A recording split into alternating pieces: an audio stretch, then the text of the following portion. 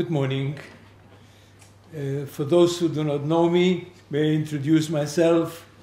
I'm Roberto Bachmann from Lisbon, and I would like to greet all the participants in this highly interesting workshop, those who have assisted to the first part of this event in Jerusalem, at the Leer Institute in Jerusalem, and those who assist at the second part of this most instructive event today at the Bar-Ilan University. In my own name and in that of the Association of Jewish Studies in Lisbon, I'm greeting here Professor Amnon Olbeck, Vice Rector of the Bar-Ilan University, Professor Gabriel Motzkin, who is absent, Director of the Leer Jerusalem Institute, Professor Shifra Baruchson, Dean of Humanities, Professor Hilda Nisimi, Head of the Department of General History, and Professor Moises Orfali, a close friend and former Dean of the Faculty of Jewish Studies at this university, whose recently book launched in Portugal at the National Library of Lisbon on the Goa Inquisition and Jerónimo de Santa Fe, Halorski. I had the honor and pleasure to present there in the National Library of Lisbon. And last but not least, by no means least, Professor Claude Suczynski, who so much has contributed to make this event possible and successful.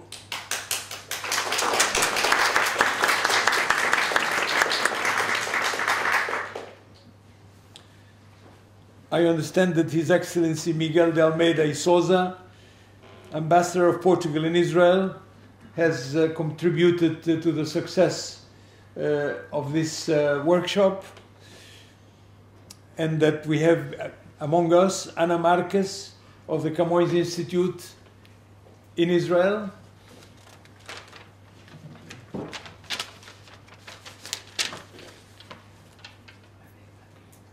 the theme Conversos in Portugal and beyond is an important subject which has been the object of various conferences, some in Portugal, some abroad, and some even at the Portuguese Association of Jewish Studies, of which I'm the president.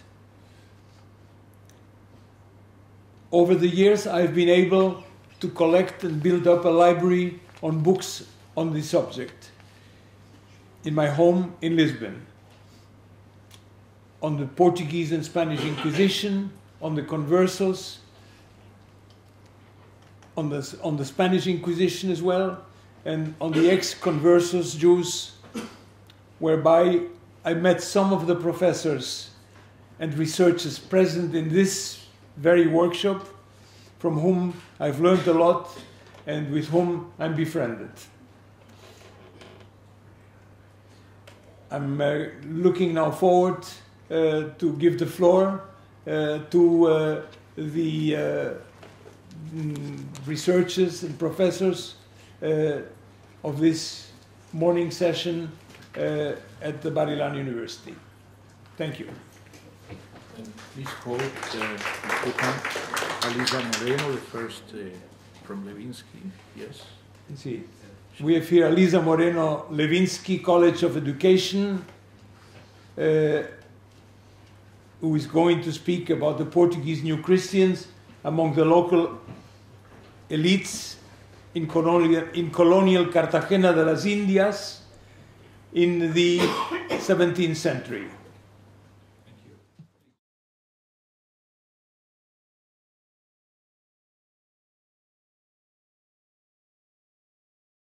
I would like to thank very much Professor Suczynski, who invited me.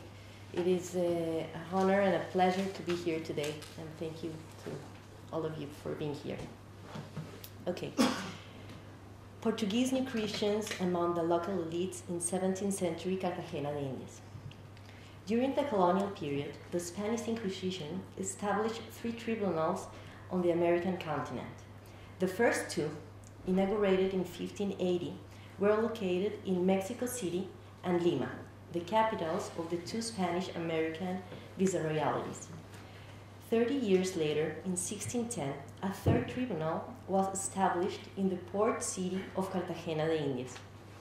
It's not surprising that most scholars in the field have focused their research on the first 2.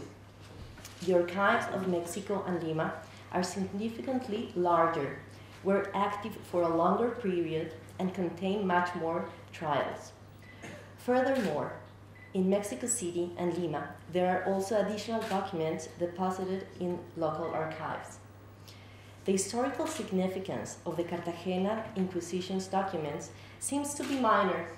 However, I would argue that the historical importance of sources is not just a matter of quantity, but of quality as well.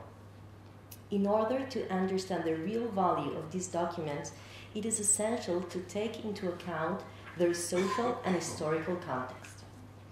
The case of Cartagena de Indias is intrinsically different than that of Mexico City and Lima, which were the largest and most populated cities in Spanish colonial territories and the site of a broad range of economic and administrative activities. Cartagena was a small city which had a relatively small Caucasian population, and its economic life depended almost exclusively on commercial activities. The decision to establish the 3rd Inquisitional Office there was due to its geographical location and the decisive role that it played in both international and continental trade. Cartagena de Indias port, located on South America's northern Atlantic coast, was one of the official fleet stops regulated by the Casa de Contratación in Seville, with the city's proximity to the Magdalena River facilitating the transportation of merchandise to the interior of the continent. You see here the river. Is it? Okay. This is the river. In addition, an official commercial activity also took place in the city.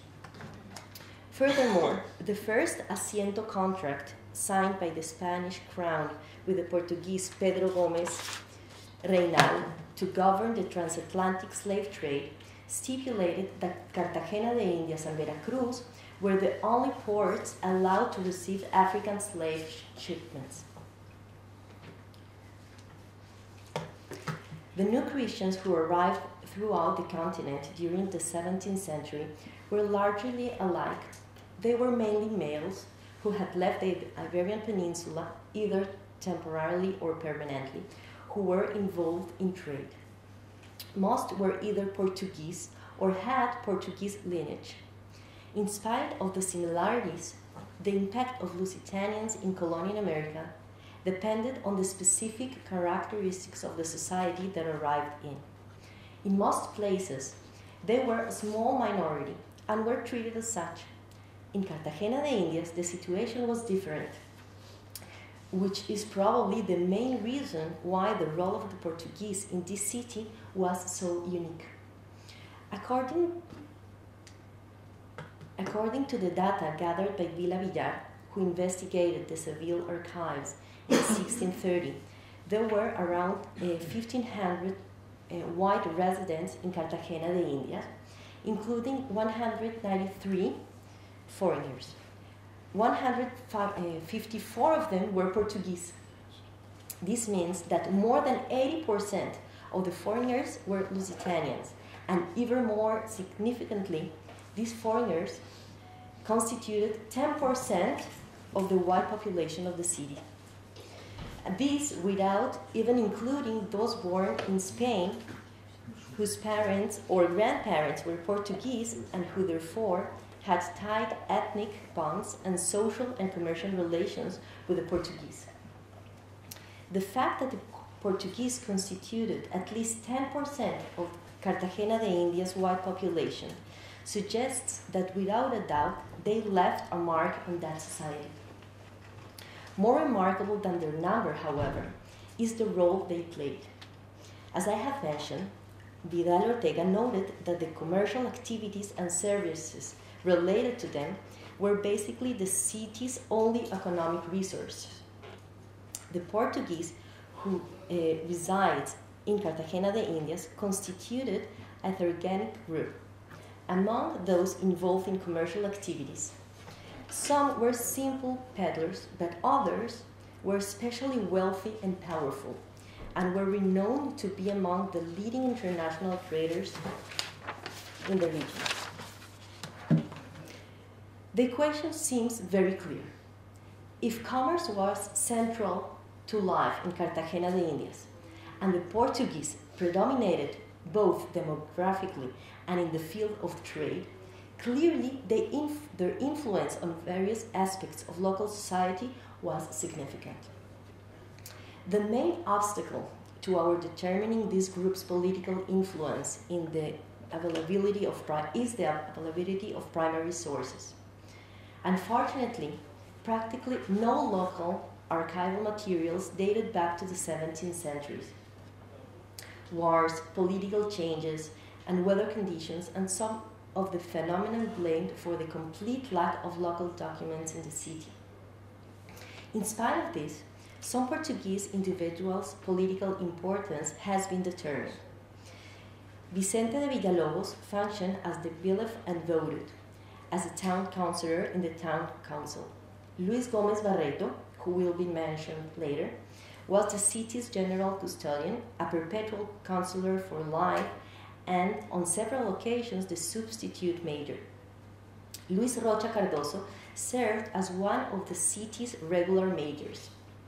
Fernando López de Acosta was the general factor of Cartagena. Furthermore, according to Navarrete, many other Portuguese New Christians occupied additional administrative and bureaucratic positions in the city. While these people's names and their positions are important, we do not possess much information about their actual political activities. However, the documents of the Inquisition of Cartagena de Indias, which were sent to the Suprema at that time, and today are archived at the Archivo Histórico Nacional in Madrid, shed light on some aspects of their social positions and the complex relationships between the Portuguese and the local elites. Luis Gomez Barreto provides one extremely interesting example of a Portuguese who interacted extensively with the local elites. Without a doubt, he was one of Cartagena's more influential Portuguese during the 17th century. However, I don't think that his case was unique. What does make his case so special for our goal is that on the one hand, he was particularly influential and powerful, and on the other hand, he was also persecuted by the Inquisition, so we possess a treasure trove of information about him in the testimonies and protocols of his two trials. Gomez Barreto was born in Viseu. He and his family moved to Lisbon when he was 5 years old. In fact, he was raised by his brother because his father moved to the island of São Tomé, and his mother passed away. Already at the tender age of 12, he became involved in international trade, apparently joining his brother in, for the most part, the sugar and slave trades. After several journeys to Santo Domingo, Spain, Angola, Brazil, and Lisbon, he finally settled in Cartagena de Indias at the beginning of the 17th century. Over the course of several years, Gomez Barreto amassed a fortune that allowed him to buy public office and became one of the city's most prominent men. He was active in public life for decades, and his power and influence are a matter of record. Unfortunately, despite the length of the trial protocols and their meticulous descriptions, these documents do not include much information about his political and economic roles in the city. However, these documents do, in fact, depict several aspects of his social life and the close ties he had with many important figures of his time. One testimony about Gómez Barreto from his second trial reads as follows. Usually, he doesn't visit any house, but if he goes to play cards, it is to the governor's house. He never gathered with others, but in the hallway of his own house, except for a few times when he used to play for a while in other places, like the house of Tomás de Vega, the secretary of the Inquisition, who used to live in Damas Street, near his house, and in the house of the Sergeant Major Antonio Maldonado, and in the house of Juan Tellez, the priest, who is Juan Tellez's son, the familiar of the Holy Office, and to the house of another Sergeant Major Francisco de Santander, and after his release from prison, he went to play in the other houses that he had mentioned. Gómez Barreto was close friends with numerous prominent members of the city's elites, including political leaders, those high up in the army, and principals of the church. In fact, one could say that he was more than an integral member of the elite class that someone with connection in that class. Thus, the protocols of his second trial report that after his first trial, he renewed his regular activities and social relations. His position and status were so entrenched in this colonial context that even the suspicion of crypto-Judaism didn't prevent him from continuing life as usually after the trial was over. Gómez Barreto also had family ties that connected him to the local elites. He married an old Christian woman named Beatriz. Her brother, Fernando Díaz Pereira, was the cathedral's archdeacon, and he became one of Gómez Barreto's closest friends. Beatriz also had a sister named Gracia, who was married to Alonso Ordóñez, at one time the governor of the city. Some years before Alonso was appointed to this prestigious position, he and his wife were guests at Gómez Barreto's house just after they arrived from Peru. The two men had a dispute, and Ordóñez ran away and asked for lodging at the Jesuit school, located just around the corner from Gómez Barreto's house. His wife, Gracia, remained at her brother-in-law's home. Years later, the two men had another dispute regarding Gómez Barreto's request to reimburse for Gracia's upkeep during those years. The fact that Gómez Barreto was not wary of confronting the governor proves the extent of the power that he exercised in the city.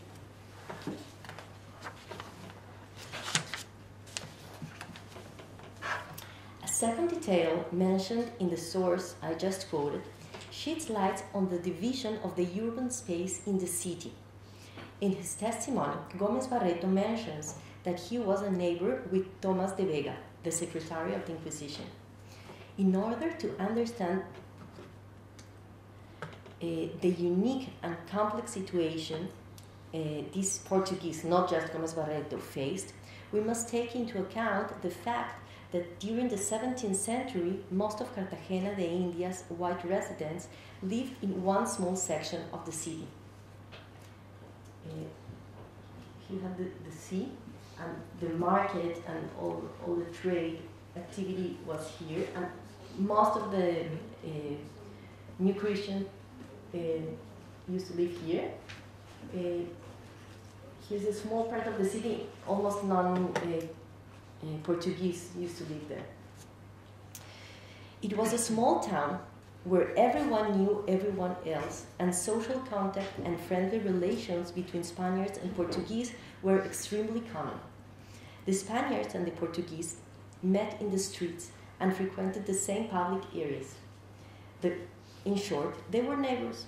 The Inquisition's protocols provide us with several examples that illustrate examples illustrating this reality. One example of the Lusitanians' unique influence in the city concerns the urban spaces, in particular the religious ones. During that period, most religious structures were built and maintained by philanthropic donations. Such contributions were perceived by the people of the time to be a hallmark of religious devotion. Accordingly, many of the defense testimony in the Judaizers' trials describe the crucial role of the Portuguese philanthropic to the city. Gómez Barreto was a regular benefactor of several institutions. The convent of the Naked Carmelitas of Santa Teresa, you can see here, today is a prestigious hotel in the city. The Jesuit schools of the Society of Jesus, and the Hospital of San Roque.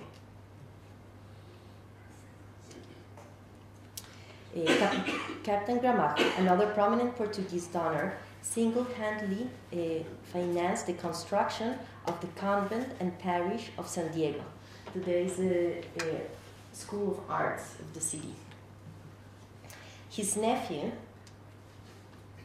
Luis Fernandez Suarez, followed his example, contributing liberally to the Hospital of San Juan de Dios.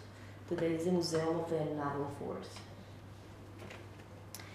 A contemporary visitor to Cartagena de India's old city will still note that the most prominent buildings of the colonial period were the religious ones.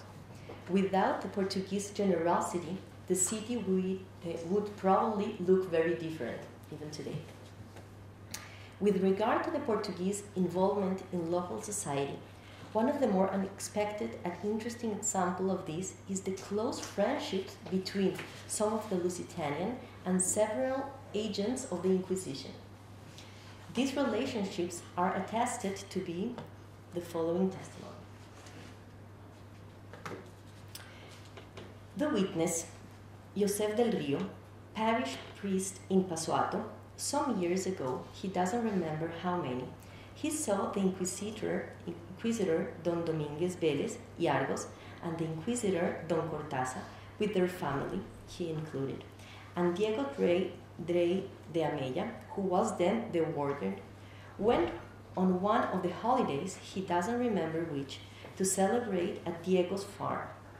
Luis Gómez Barreto, the custodian of the city and a resident of it, and Fernando Díaz Pereira, the cathedral archdeacon, and Blas de Paz Pinto, a Portuguese who later was imprisoned by the Holy Office, and another 2 or 3 people whose names he doesn't remember, also went there on vacation. They all had good time together for 2 or 3 days. Those inquisitors and the Inquisitor Don Damián Vélez went on another vacation at 2 ranches located at the city swamp. One ranch was Doña María de Soto's ranch, and the other, the ranch of Blas de Paz. Since there were a lot of people, they had to stay in 2 places, including Blas de Paz and many other Portuguese. At the beginning, the food was brought by the aforementioned inquisitor, and afterwards, Blas de Paz and the others with him brought the food. And in those days, they were tremendous cards games. This unexpected reality most straightly reflects the peculiarity case of Cartagena de Indias. A few years before they met in the interrogation and torture rooms of the secret prison of Inquisition, Inquisitor and Portuguese New Christians were friends, spent vacation together, and invited each other. The very same individuals who were the Portuguese New Christian neighbors, who knew their families and were aware of their routines, were eventually the ones called upon to judge their heretical behavior. In the aforementioned source from Gómez Barreto's second trial, we found information about these specific episodes because the tribunal investigated allegations of bribery For this reason, inquisitor figures who had close relationships with Portuguese of the city were specifically mentioned. However, the meetings described in this testimony eloquently illustrate the position that Lusitanians basically occupied in Colonial Cartagena de Indias. On the one hand, they were clearly designated as a separate social group, usually distinguished as the Portuguese foreigners, even though they arrived in America at the same time as some Spaniards.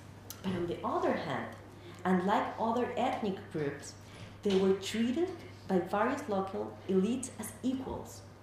The Lusitanians and the local Spaniards did business together, prayed in the same churches, met daily, and participated equally in different spheres of the urban life.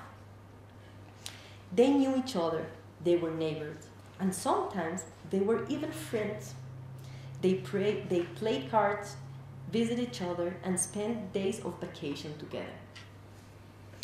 Cartagena de Indias was a small but a very important city during the colonial period. Even though we cannot feel and substantiate all the details, the Portuguese definitely played a decisive role in this specific society. Their presence was demographically significant. Their function as prominent traders in the central field of trade, including the slave trade, was determinant. Their involvement in public life was a fact, and as a result, they were an integral part of society and had frequent and friendly interactions with the city elites. Thank you very much.